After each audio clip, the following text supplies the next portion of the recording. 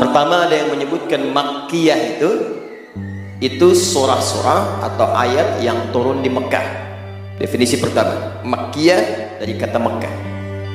Adapun Madaniyah, surah-surah atau ayat-ayat yang turun kemudian di Madinah. Jelas? Dari kata Madinah, dari kata Mekah ditambah ya nisbah, ya yang diikutkan ke nama kotanya. Di Makkah Makkiyah, yang turun itu kemudian di kota Mekah. Madaniyah yang turun itu di kota Madinah. Ini pengertian pertama. Yang kedua, dan ini yang lebih kuat, saya cenderung pada pendapat yang kedua ini.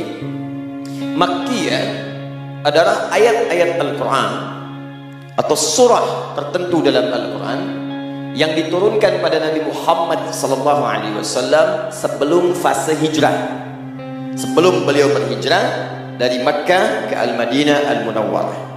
Jelas? Baik, sedangkan Madaniyah adalah ayat-ayat Al-Quran atau surah-surah tertentu dalam Al-Quran yang diturunkan oleh Allah Subhanahu wa Ta'ala setelah Nabi hijrah. Jadi kalau setelah hijrah itu artinya ya walaupun itu turun di Madinah atau di Mekah setelah periode hijrah, maka masuk konteks Madaniyah.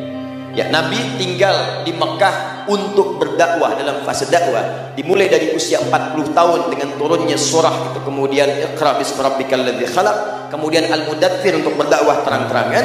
Itu dakwah di Mekah selama 13 tahun. Jelas? Fase 13 tahun ini beliau hijrah ke Madinah.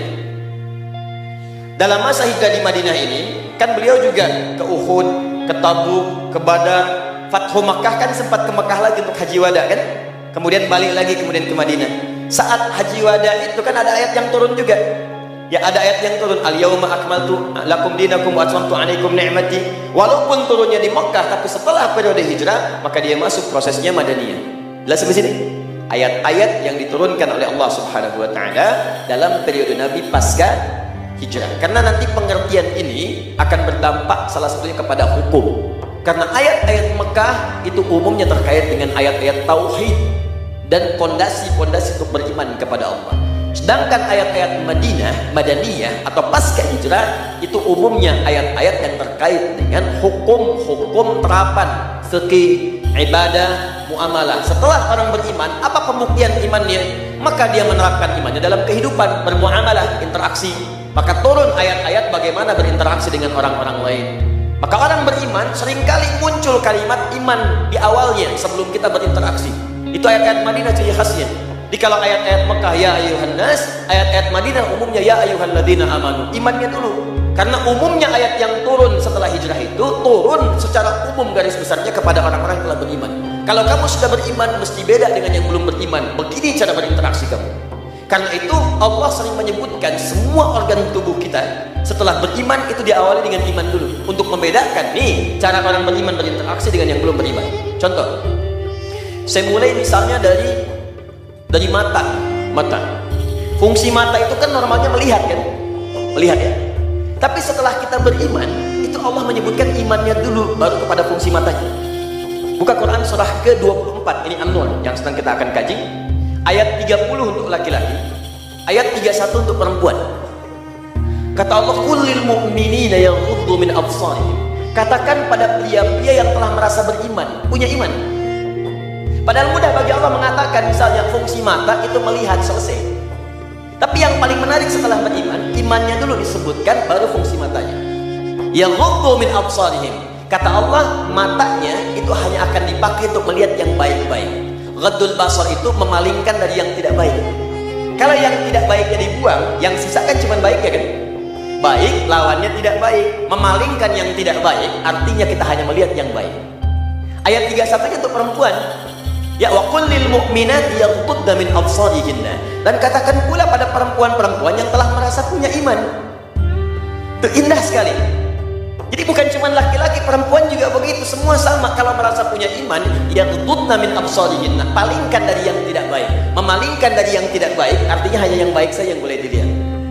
Jadi bedanya orang beriman dengan yang belum ada iman dalam jiwanya, itu bedanya imannya akan hadir mendorong pandangan dia untuk melihat yang baik saja. Jadi kalau kita benar-benar beriman kepada Allah, itu pasti iman kita akan menyuruh kita melihat yang baik. Saat kita melihat misalnya ada hal yang tidak baik dan tergoda untuk melihatnya, ini menunjukkan ada yang masalah dalam imannya. Ada persoalan. Entah imannya lemah, atau iman bermasalah, atau imannya memang nggak ada dalam dirinya. Itu poinnya. Makanya coba tunjukkan kepada Allah bahwa kita ini memang beriman. Tunjukkan. Jadi kalau ada tayangan yang tidak baik itu muncul di hadapan kita, itu diantara ujian dari Allah datang kepada kita untuk bisa menguji iman kita itu masih ada apa enggak. Minimal di mata ini, karena mata itu akan dihisab. Jangan sampai mata ini terpisah nanti dalam tubuh kita untuk dihisab oleh Allah Subhanahu wa taala dengan maksiat. Kan ada di Quran surah ke-17 ayat 36. Yang paling kanan agak ke bawah. Wala taqfu ma laysa laka bihi ilmun innas sam'a wal basara wal fuada kullu ulaika kana anhu mas'ula. Jangan cepat mengikuti sesuatu, latah mengikuti sesuatu yang tidak ada dasar pengetahuannya. Di orang muslim beriman itu tidak langsung mengikuti kalau ada sesuatu. Ya ikut yuk. Kemana? Ikut aja pokoknya. Nah kalau ada iman, jangan cepat ikuti. Khawatir dibawa ke tempat yang berseberangan dengan hukum Allah. Tanya dulu mau kemana. Jelas ya? Tanya dulu. Inna sam'a, sungguh pendengaran itu, wal basara, penglihatan itu, wal fuada, dan akal, pusat penyaringan informasi, kullu ulaika kana anhu mas'ula, satu saat akan ditanya oleh Allah, dipertanggungjawabkan. Karena itu untuk membedakan mata orang beriman dengan yang belum beriman itu, maka mata orang beriman itu dipakai untuk melihat yang baik. Kalau bahasa tajamnya, saat Anda gunakan pandangan pada yang tidak baik, seakan-akan Allah menepikan iman dalam mata Anda itu. Kamu ini beriman enggak? Apa bedanya iman kamu dengan yang belum beriman kalau begitu? Saya turunkan ayat-ayat iman untuk menjaga kualitas kebaikanmu. Kamu pakai pada yang tidak baik, lantas apa bedanya kamu dengan mereka yang belum beriman?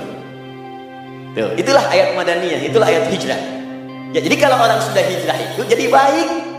Itu cara memahaminya demikian. Kalau periode Makkah banyak yang belum baik karena menguatkan tauhid.